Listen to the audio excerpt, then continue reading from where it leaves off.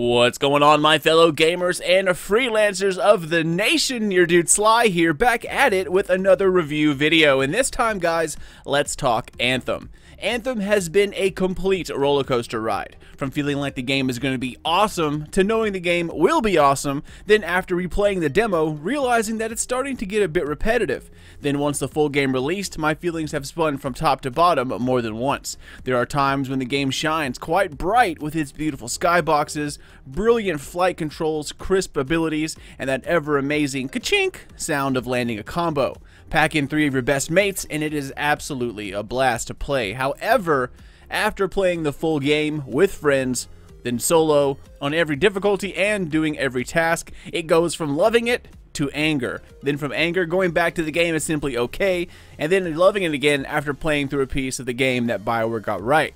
But once you reach the end of the game, it leaves you with a "that's it" kind of moment. Now, even though the boss fight was a great example of the things that could be coming in the future of Anthem, though in some flightless areas with mechanics or modifiers, and the endgame could be quite satisfying. However, we are not here to talk about what could be, we're here to talk about what is. Now, after the day 1 update, I beat the game, but it introduced a ton of bugs for me, which was something I never really had that much issue with until the day 1 update. So I went from, a whole week with hardly any bugs, then all of a sudden bugs everywhere. The story ending, along with the bugs and the fact that I was playing solo after having to circumvent a glitch for an hour just to finish the story, kind of left me with a sour taste at the end.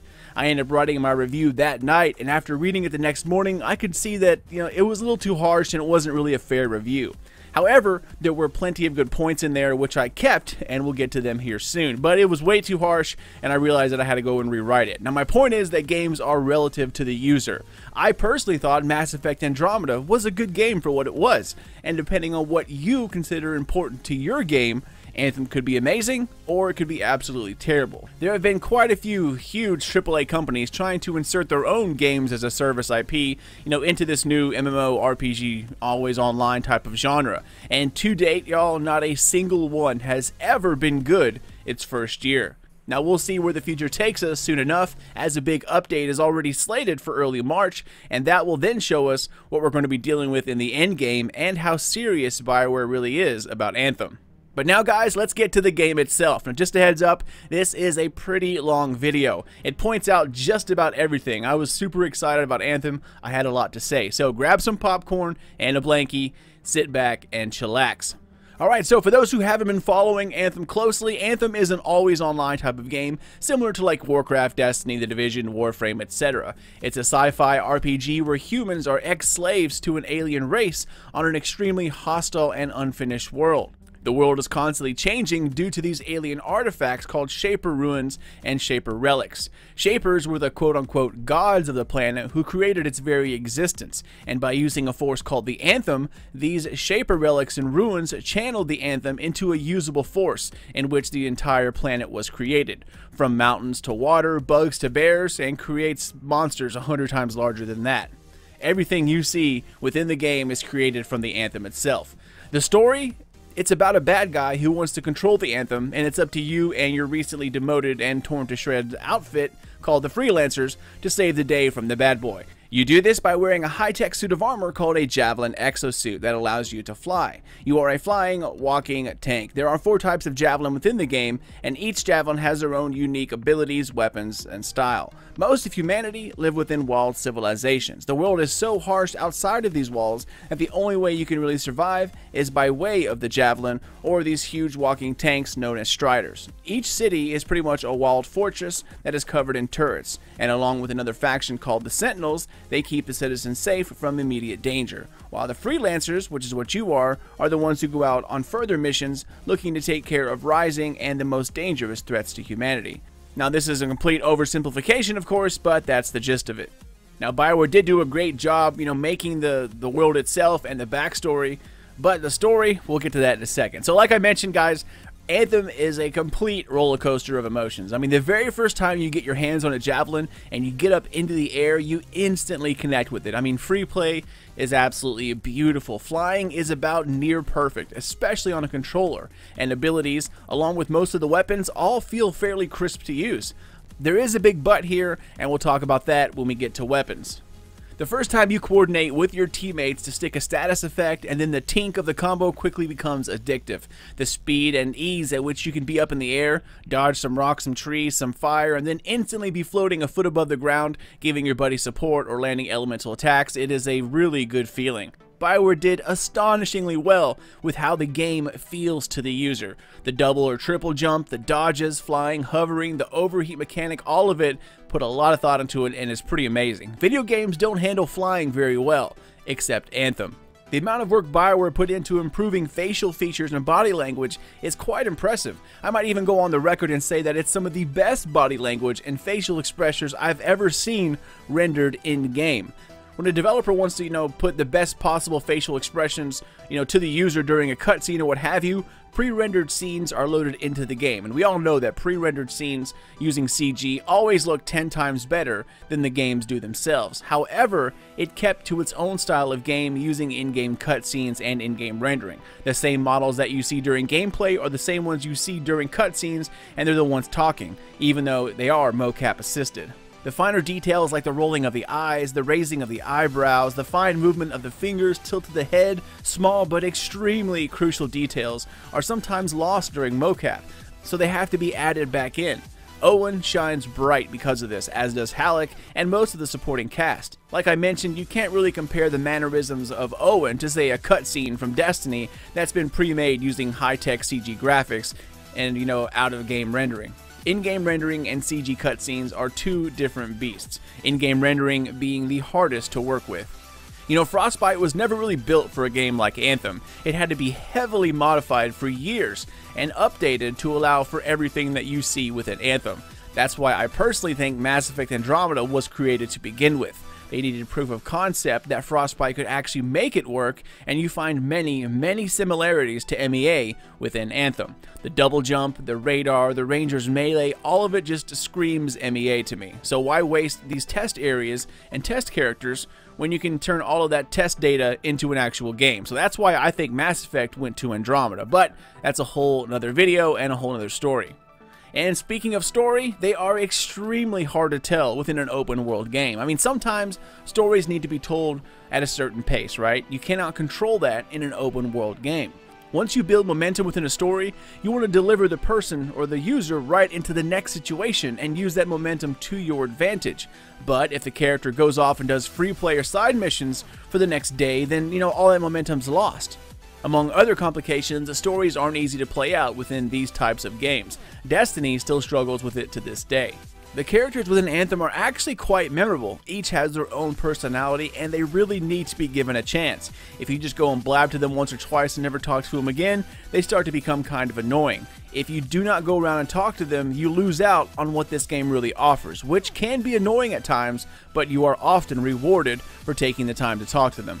BioWare is, still really trying to recreate that amazing feel of Mass Effect 3's final DLC, where, everyone had a friendship mission as a goodbye before the death, or supposed death, of Shepard. It was beautiful and well done, but it is time to put that thing to bed and let it be left alone as its own thing. This whole friendship-like ME3 has been used since the DLC debuted as an example, and it makes BioWare put on these blinders. Like, every game they've made since Mass Effect 3 all wants to have this, this friendship thing going on, when so many other unique things could have taken place. Because frankly, the story with an Anthem is quite lame, very predictable, and unfortunately so. It's the, typical bad guy wants the power, you fight all the story to stop him from the power, bad guy gets the power, you kill the bad guy at the end. That's pretty much the story in a nutshell. I mean, it's been told 1,000 different times. Now, there are some great moments within Anthem which defines the game, but it's not enough to overcome it. Throw in a few progress blocking bugs, or a lot of progress blocking bugs depending on what platform you're on, and it quickly becomes forgettable, which is not only a shame, but kind of surprising, guys. I mean, I thought if all else failed, the story would be the one that would help Anthem, but it really did not do it justice. The premise of the world itself is just so awesome. I mean, it's so full of mystery, so unique. To fall back to a story like that is just, it just doesn't seem right. I mean, it seems so unfinished at best. I mean, I'm not really sure what's going on here, but I bet there's a story about Anthem's story somewhere in the world of game development, and it's a shame because that was a huge missed opportunity. However, even though the story isn't really the best, what is there has been brought out brilliantly. The voice acting, the character graphics, all of that absolutely top notch. Anthem's voice actors and animators did quite an amazing job here. The story of Anthem, even though generic, has some really great moments that you probably shouldn't miss.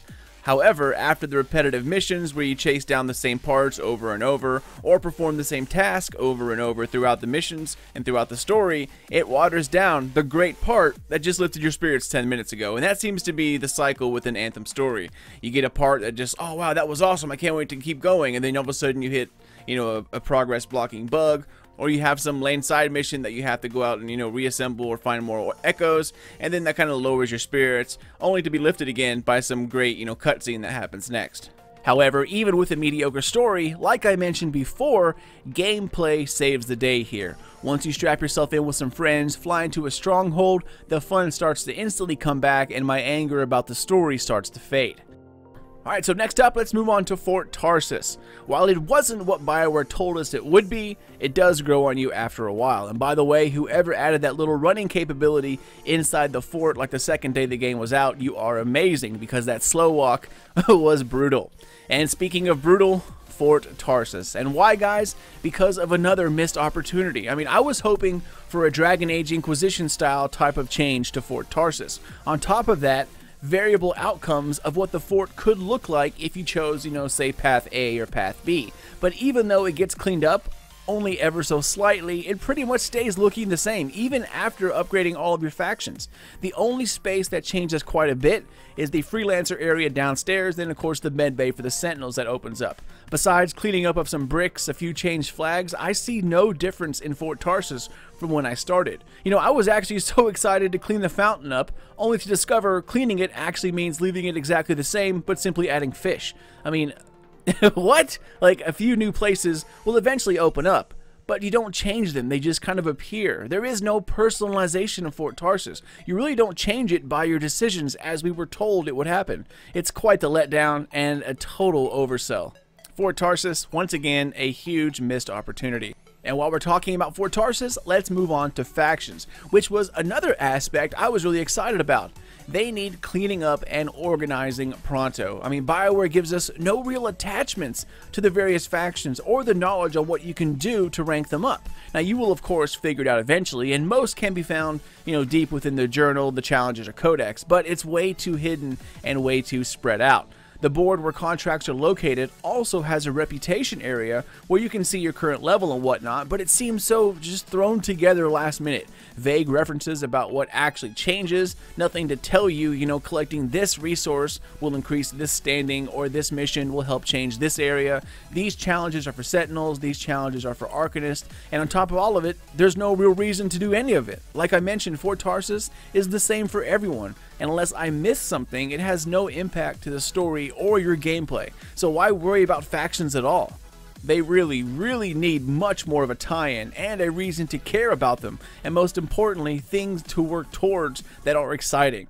I mean, you can't get a much bigger reason than to exist, right? But if you had, say, a legendary weapon quest that would only start to unlock at, say, faction level 5, then that's a reason to go and give a damn, right? I mean, a reason to help out the Arcanist or the Sentinels. I absolutely love decking out in-game spaces, like the castle of Dragon Age Inquisition, your home in Skyrim, your ship in Mass Effect, but unfortunately, Fort Tarsus and the factions are quite boring, and they just level up by themselves without even really worrying about it. Also, what is the point of having 2 vendors in Fort Tarsus? You rank up to unlock the corner stall shop, but it sells the exact same thing as Prospero. I mean, it makes no sense, and it's really a bad attempt at trying to think of something to fill these empty voids. All of this can be fixed quite easily, but there are other things that need tending to. Alright, next up, let's talk about loot, abilities, weapons, etc. And this is where it kind of gets a little deep here. Now, I can tell Anthem had an internal issue about what kind of game it wanted to be. Bungie had the exact same issue during its beginning, and it didn't know what to do for years. Hopefully Forsaken answered that, but Anthem is currently having the same issue. It doesn't know if it wants to be a game that anyone can pick up and enjoy at any time of day, or if it wants to be a game that lives for the endgame, like the hardcore Destiny or Division fans out there, because one thing is clear, you cannot do both and make it look good. You make it too casual, the hardcore endgame fans won't like it. You make it too deep and overly complicated, that blocks out the more casual, gaming on the weekends type. I mean, nothing is wrong with being in either of them, but a game that tries to do both simply falls short and it just does not work. And Anthem, unfortunately, is stuck right in the middle of that. Chasing loot in Anthem, can be fun. However, weapons are kind of an afterthought here. Everything in this game is about javelin abilities, and it's a shame because shooting in Anthem feels pretty good for a third-person game, but the pool of weapons are too cluttered with too many variations, and even though they feel good to use and shoot, they all feel about the same, except for, a handful of weapon types and subtypes. The real prize here is finding top-tier javelin abilities. Now, maybe some weapons will appear that change this later on, but as of right now, weapons are really mostly here just to help you drop shields, get rid of trash mobs, and to slowly chip off health while your abilities are charging. And speaking of abilities, the vast majority of them are pretty awesome. They are crisp, they're easy to use, extremely fun, and using your ultimate is an awesome sensation. Besides the Ranger and the Interceptor, the other two have ultimates that at times, still give me goosebumps, especially the Colossus. I mean, the vibration, along with the sound, the explosion of the mini nuke going off, I mean, the flashes on screen, it really expresses overwhelming power, and it is fantastic to use. I absolutely hate using the Colossus, but I do it just because of the ultimate. I absolutely love it. Moving on to the Storm, the three meteor-like boulders that are slammed down with their own elemental effects also show off the ease in which the Storm can harness these elements for destructive purposes. The Ranger's ultimate is more of like a trash mob cleanup or a single, target type of ultimate. Not a lot of flash, simply effective. And the ultimate for the Interceptor, also a lot less flashy than its counterparts, but a total revive machine in the heat of battle, and it can do quite a lot of damage to a single heavy target or a ton of trash mobs in its way. The only issue I have here is that you are overloaded with useless quote-unquote loot. You get gear for every javelin, locked or unlocked. I mean, I was seeing Colossus abilities extremely early on, and I didn't unlock my Colossus until level 26. Even then, giving you random parts for every javelin just clutters up the loot screen, and it makes things a little overwhelming in the beginning. Once you actually unlock a javelin, take it out for a few free play sessions, a contract or two, and you're going to have your entire javelin decked out with current level gear. I think it would be best if only loot dropped for your currently equipped javelin. I can see what they were trying to do here, so you could have like a half-ready javelin anytime you want, but it's just too much to switch around, and with all these loading screens, it just takes too long to get them into the right spots, and it's just too much. While the core of the loot system is good, they really need to kind of, reprioritize and clean things up a little bit. Alright guys, next up, let's talk about components, and this is where kind of everything ties in. Components are how Anthem ties, modding into your javelin. Here is where you can tell BioWare chose the more casual, friendly path. These components are also cluttered up by useless inscriptions throughout the weapons and abilities, as well as components that are meaningful. Now, I do not have any legendary components right now, so they may be the shining light to save all of this, but it does seem like all of the components that exist in Anthem are simply upgraded versions of the common or uncommon components you've been using since like level 3. Some are quite powerful and make a big difference, but not all of them are. I'm still waiting to see what masterwork and legendary versions of components will look like, which can turn, everything around on its head, but as it stands right now, it kind of misses the mark.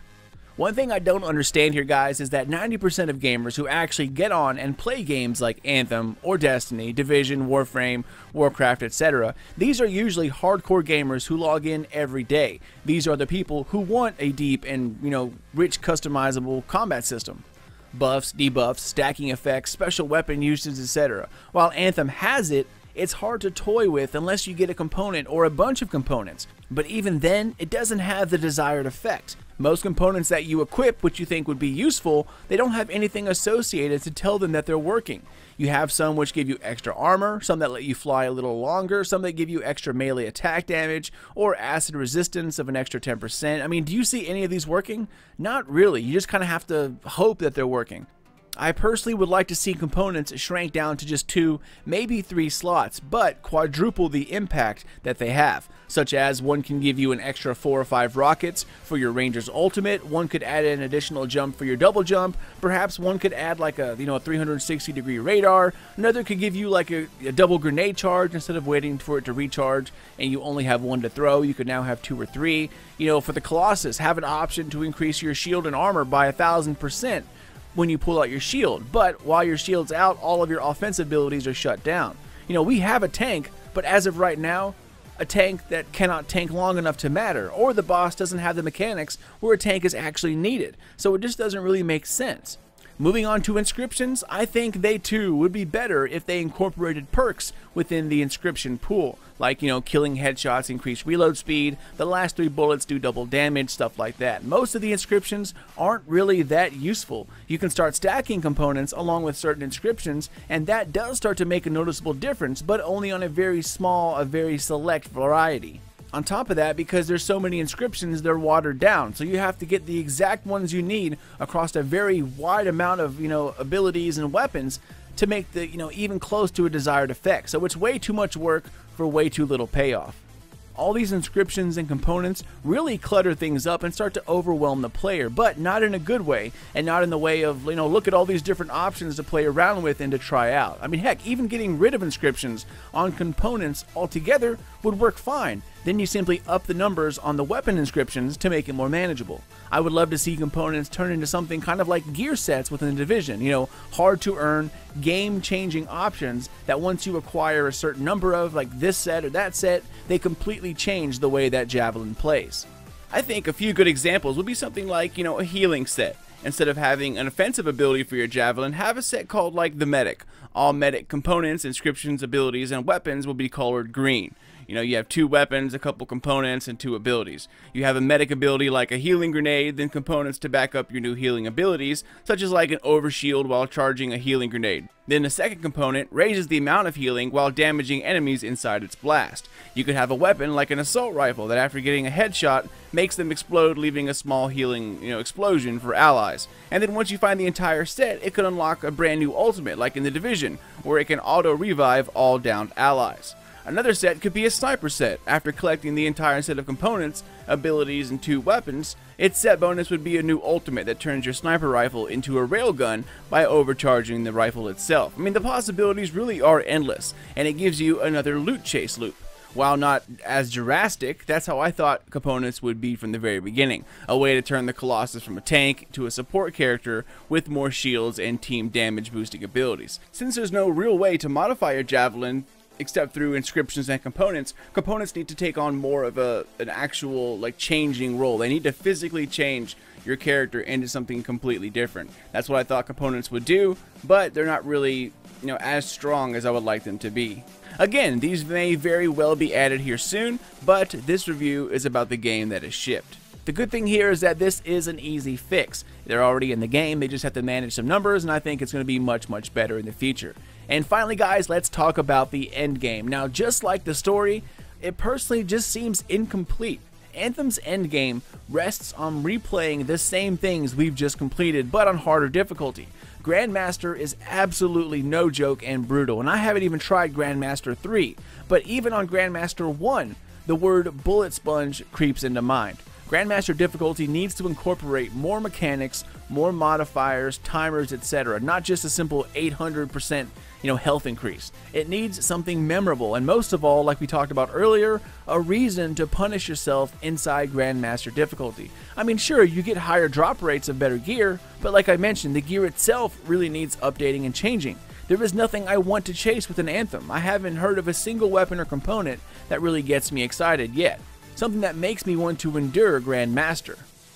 Legendary contracts, though, are a fairly good way to get back out into what Anthem did absolutely correct, and that is the open world itself. These contracts all rotate bosses, enemies, tasks, and areas, so that replayability stays fresher longer. Moving on to Strongholds. Strongholds are probably the other best part of Anthem. Little dungeons that are a nice break from the vastness of Bastion. It does require some teamwork on occasion, and so far, all the Strongholds are really fun to play, especially in your own squad. However, they don't really do the game justice serving as an endgame platform. An endgame really requires, a brand new, unique encounter, something players haven't seen before. Replaying the same thing over and over really gets boring. Also, without a new, large, dangerous, hard as hell boss to beat, it makes chasing loot kind of purposeless, Why go out and chase legendary loot if you don't have a hard boss to use it on? Going back and beating an old mission with increased health for the same drops, that's not the way. BioWare really should have dropped us, at least a little something, like a horde mode with a boss at the end, or something brand new that only opens up after the main campaign and after level 30. If this new boss is hard, and a few of these brand new legendary weapons or abilities can shred this new boss, then I want that gun. That's a true loot chase. Also, even though I prefer RNG for my extremely hard to earn items, being able to earn high-end weapons and abilities through set paths is always a good thing to have. You want players to, to feel rewarded constantly. So while they're chasing the hard to get weapon from, this encounter, which helps them beat this endgame boss, if they don't get it time after time, at least they're working towards getting another endgame weapon through a set path, like, a weapon challenge or a weapon bounty that has multiple steps. That way you're always feeling like you're completing something, or, you're working towards an end goal. Having something to constantly work on during an endgame is crucial, and right now, Anthem doesn't really have that much stuff to do. It does have, of course, the Challenges of Valor, which is cool, but it would be nice to see a list of new endgame abilities or weapons, along with kind of like a small checklist of what needs to be done in order to craft these brand new, powerful items. I know the game is only a couple weeks old for most of you, and there is an update coming out soon which will deliver more things to do in the endgame, but I cannot review what I don't have. And since Origin players have been on since the 15th, that gives you even more time to mull things over. However, like I mentioned before guys, gameplay saves the day. Anthem is still fun to play with your friends, and I always have fun smashing down aliens with rockets, rocks, bombs, guns, whatever. But if I had to sum this game up in one word, unfinished. BioWare created the game that turned me into a gamer, the Mass Effect series, hand down my favorite game series ever, and that will not change anytime soon. And actually, when I was writing this, it kind of hurts me that I found this many problems with an Anthem. I have nothing against EA. I absolutely love BioWare, but unfortunately this game has some issues, and pretending they don't exist, that's not a way to move forward. They really need dealing with, and dealing with soon. The good thing is that all of this can be turned around in just a few months' time. To me, it looks like EA kind of pushed BioWare to get this out the door ASAP, and it kind of shows. What is here, the bare bones of combat and gameplay, it's awesome, but the sister systems, like the issues we just talked about, need some refinement. Also, to see Anthem not have any surprises up its sleeves for the endgame, also a little bit disappointing and surprising. It's like if Warcraft or Destiny had a huge release and they didn't ship a raid, but instead only left you with heroic strikes. I mean, there would be a riot if that happened. However, just like I stated within this video, not once has there been an online game within this genre that came out on day one absolutely killing it. All of them had serious flaws, but all of them are now great games to play. It's going to take a lot of work with player feedback, a big new story writing team, and one big decision: casual or hardcore. Because the way Anthem is set up now caters really to no one, and it shows.